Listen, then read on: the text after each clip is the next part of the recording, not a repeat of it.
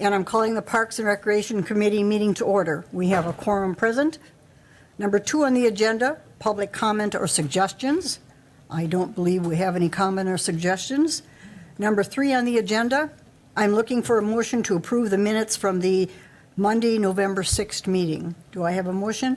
Motion by Sarah Watson, second by Carol Lukens.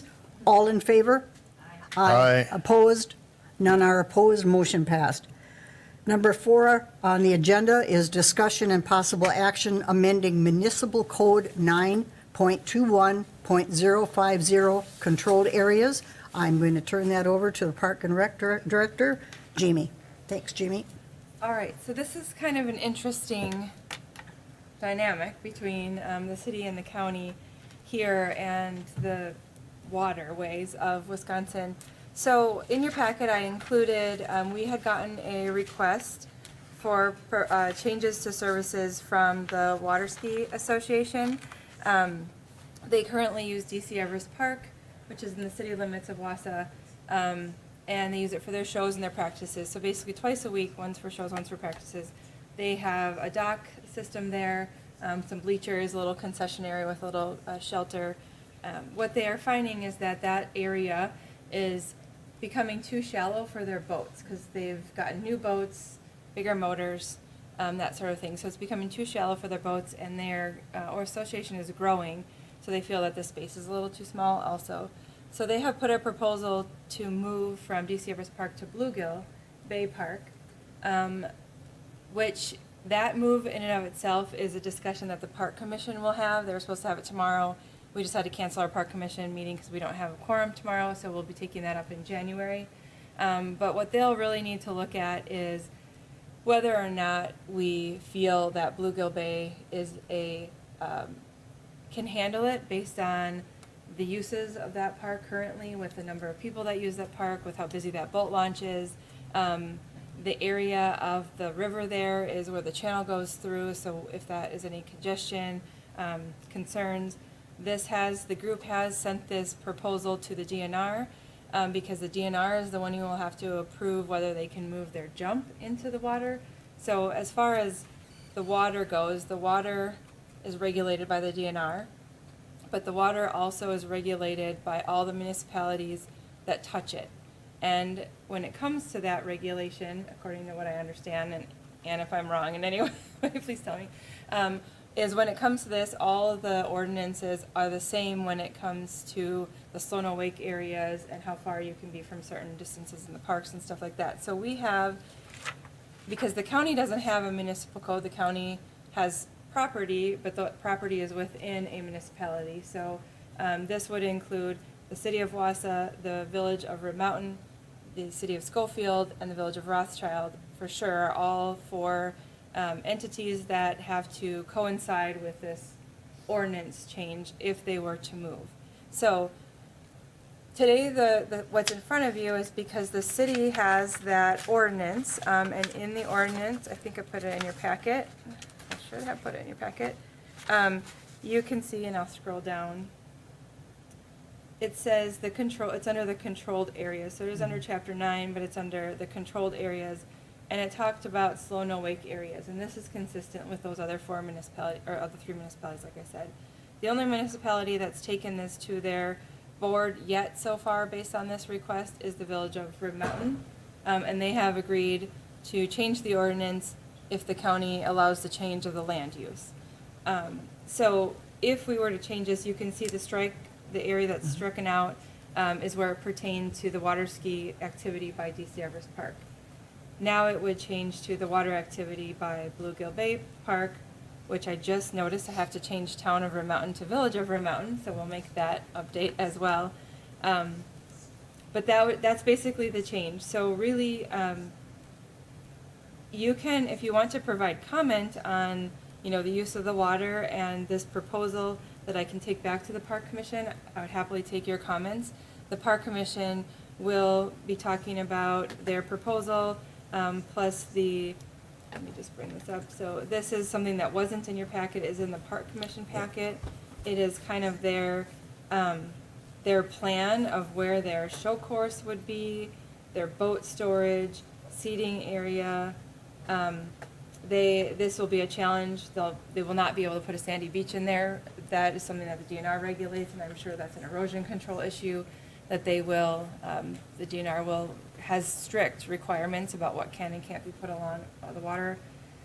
And then the boat path, and so we will be talking about this in length with the Park Commission because there is concern. This is a very heavily used boat landing. You have, the other side of it though is this is only twice a week. It's like a Wednesday and a Sunday, isn't it? Wednesday and a Sunday, so it's a Wednesday evening and a Sunday evening. Not if this was like a Friday night or a Saturday during any time of the day, I think there would be a lot more concerns. But it is on some lower use nights, but we don't know that. So what I think is going to happen with the Park Commission is that we may say that we might have a trial year, letting them do this for 1 year in this area, which still would require the ordinance change. If we decide that it doesn't work and they need to move back or go elsewhere, then the ordinance would have to be updated again. We would not probably allow any of the infrastructure to be built until we know for sure that this is a safe use of this area, that there isn't any user conflicts. And we need to see if the DNR will allow that jump to be moved, because they will ultimately approve that. So this is kind of an overview of what they're looking at. Like I said, there are some concerns on the staffing side, just from safety, but also if it's a low use night, then this area is deeper, it is wider.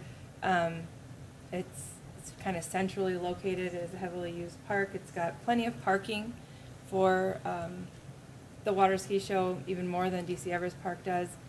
So it has some positives to it as well. So that is kind of the gist of their proposal.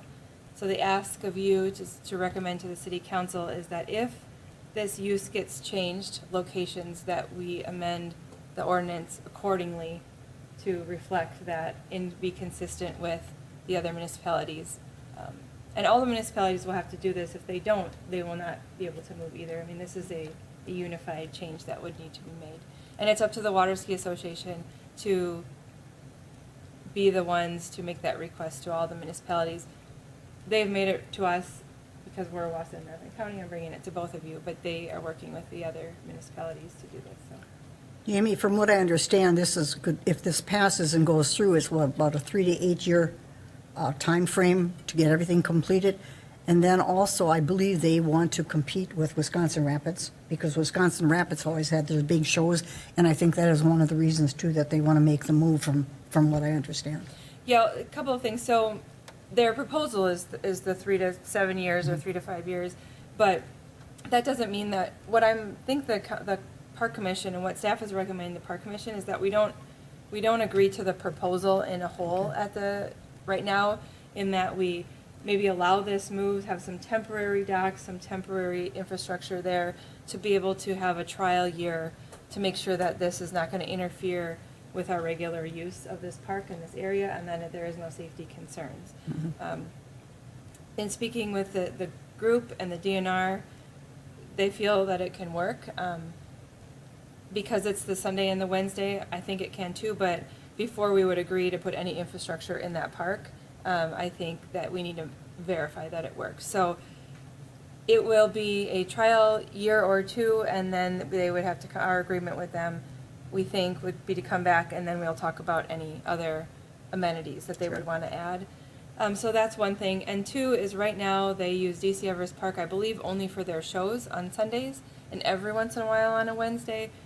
Currently they go down to Lake Dubay on Wednesdays, and they are hoping to be off of Lake Dubay and have both of those days up here in a more conducive area, because Lake Dubay, their area there is, depending on the wind, it can be really huge waves and pretty dangerous. It's just not very good for a water ski show, and they don't practice up here because of the hindrance of the water depth and the restriction of the area where they're currently in. So that's why they'd like to try it here and have both days here and get off of Lake Dubay. But they have a show team that is competing at the state level, if not nationally, that they're pretty well ranked right now, and they've done some really good things. So I think they're just an organization that wants to keep growing. Any questions for Jamie?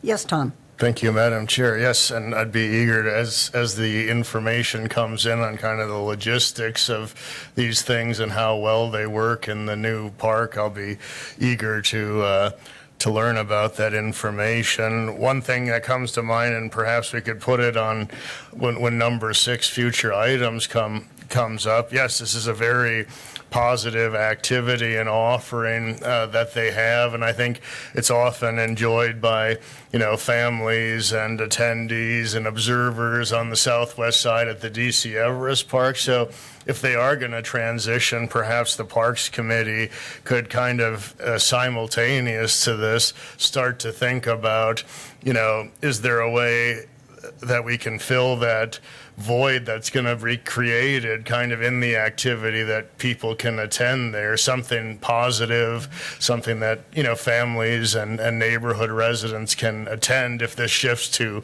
another location. So, I mean, if the logistics and safety and everything works out on this, I would certainly be supportive of it. I think we could just maybe think as kind of a parks policy body, how might we be able to facilitate filling that void that this positive activity shifting may leave. Thank you.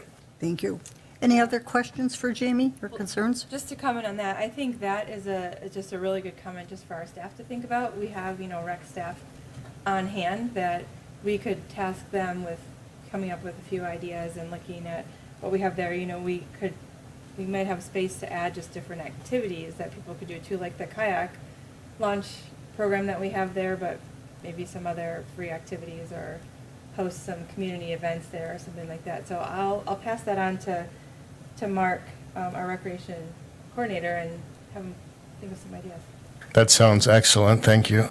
Thank you, Tom. Now I'm going on to number 5, educational items.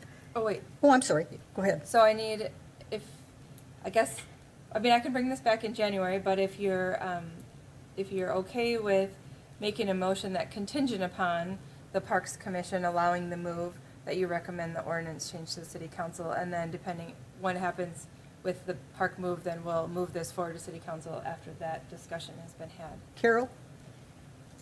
Thank you. I just wanted to say that I like the idea also of the year 2 trial run.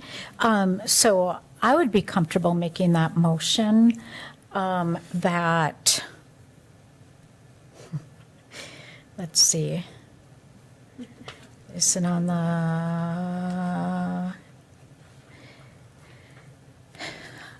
so what would the motion exactly be? It's that last, do you have this? Okay.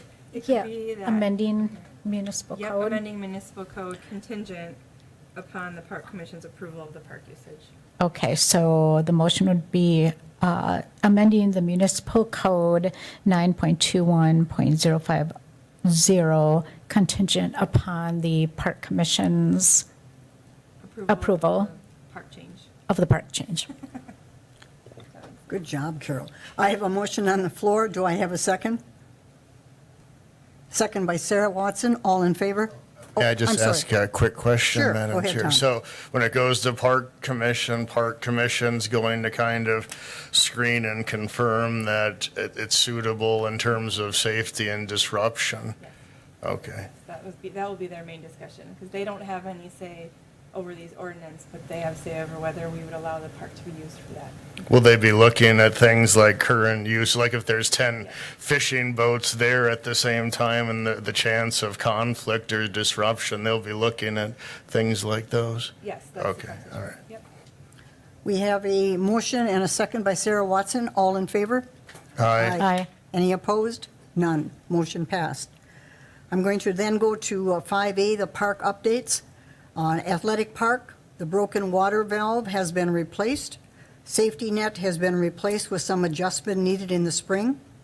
The Oak Island restroom, the staff has poured the slab and the rough-in plumbing is complete. The structure will be constructed over the winter. Christmas trees have been installed at the 400 block, Covantage, City Hall, and the courthouse. Sylvan Hill, snowmaking operations began November 27th with the planning opening date of December 15th. Urban forestry, tree care operations are routine at this point. Vandalism/encampments. Vandalism at 400 Block, Hammond, Kickbush Plaza, Memorial, and Schofield. Encampments were cleared up at Fern Island and Farmers Market/RET. Jamie, can you give us a little more information on those? Yeah, I thought of that when Andy gave me these. Most of it has been a lot of garbage and littering, as well as we've had spray paint that we've had to clean up, and tagging of places that I believe is the majority of the vandalism. It hasn't been horrible, but just, it's constant. And then the encampments, the only time is when they get a call, we get a call, or the police get a call of an encampment that's been put up. The police is still doing regular checks and getting people resources that as best they can. But we did clean up a fairly large one at Fern Island and the Farmers Market. That is right behind the bathroom area that's down there, just right along the River's Edge Trail, which is what the RET is. Okay. Sorry to hear that, but I guess that's the way of the future here.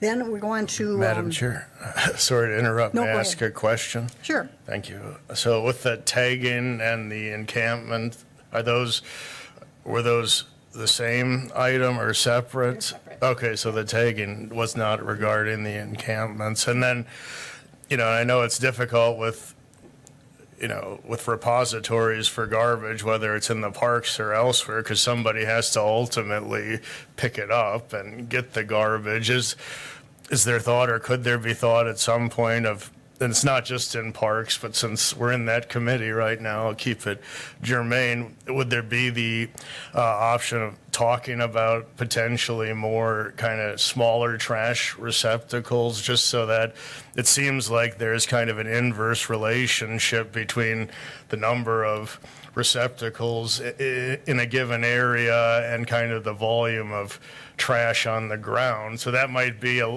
kind of a low-hanging fruit issue on at least reducing some of the volume of littering. Well, the only area that we've really had problems with the garbage is at Kickbush Plaza behind the library. And that is one particular group that they get food on Wednesdays, so by Thursdays it's full. And I ran the turkey trot last Thursday, and we had just emptied the garbages, and Thursday morning when we ran with 1,900 people, it was overflowing and all over the place. And it's the same group of people that are sitting down there all the time that amount of trash comes from in that particular location. All the other parks have dumpsters. I mean, we have removed a few of the dumpsters because we've had a lot of illegal dumping. If you go down by the Rose Bowl, which is the what we call the baseball field by Oak Island Park on the side, that's a dumpster that we were going to remove for the winter because there's no need for it there because we don't have any baseball going on. We just haven't gotten to it yet, and I came in this morning and it's overflowing, and you can tell it's somebody's home trash that they've filled it up and illegal dumping for. So the more garbage cans we have, the more illegal dumping we have, but it's that balance, but also the individual garbage cans, it does take a lot of staff time to enter those or to empty those. And right now we don't have any seasonals on staff other than our Sylvan Hill staff. So it's in the summer we have seasonals to help us with those routes to empty them more often. So I think in the winter when our facilities aren't used as much, we just have to be strategic about where we have garbage cans and where we don't need them. So yeah, it's been a puzzle. We're trying to put it together.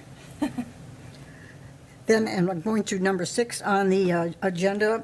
We have future agenda items. Do we have anything else to add other than Tom's comment regarding the water skiing at Bluegill?